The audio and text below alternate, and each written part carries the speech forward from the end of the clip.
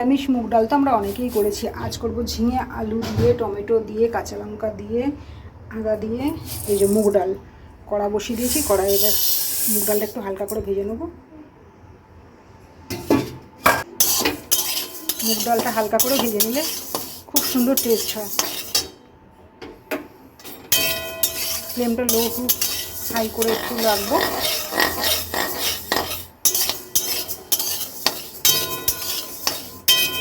ডালটা আমার প্রায় ভাজা ভাজা হয়ে এসছে, আর বেশি ভাজবো না, ডালটা নামিয়ে নেবো। ঠিক আছে, ডালটা একটু হালকা করে ধুয়ে নেবো, খুব বেশি ধোয়ার দরকার নেই যেহেতু ভাজা ডাল।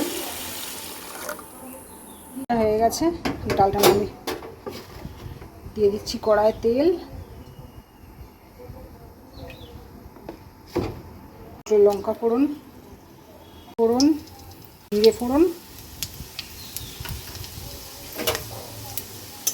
এটা ভালো করে ভাজা ভাজা হয়ে গেলে দিয়ে দেবো আলুটা। হয়ে এসছে, দিয়ে দিচ্ছি আলুটা, একটু লবণ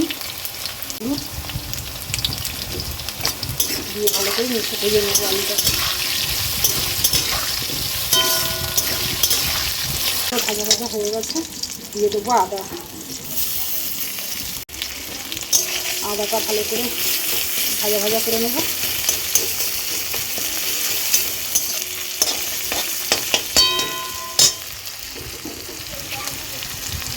দিয়ে দেবো টমেটো,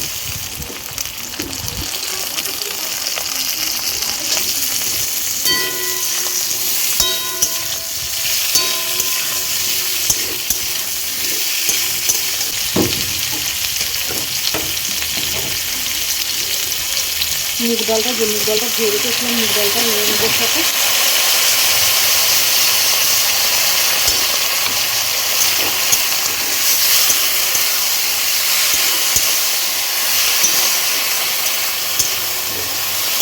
এখানে দিয়ে দেবো কাশ্মীরি লঙ্কার গুঁড়ো দিয়ে নিচ্ছি, কাশ্মীরি লঙ্কার গুঁড়ো এর মধ্যে দিয়ে দিয়েছি একটু হলুদ, ঝিঙেটাও ভেজে নেবো ওর সাথে। এটা দিয়ে ভালো করে ভেজে নিয়েছি, এবার দিয়ে দেবো জল।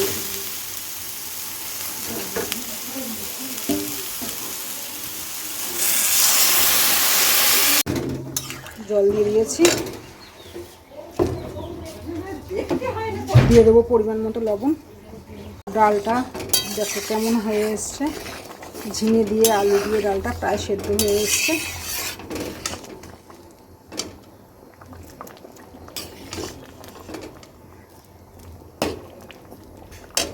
চিনি, এই ডালটা আমার হয়ে গেছে। দিয়ে দেবো কটা কাঁচা লঙ্কা, একটু ভাজা মশলা, আর দেবো ঘি।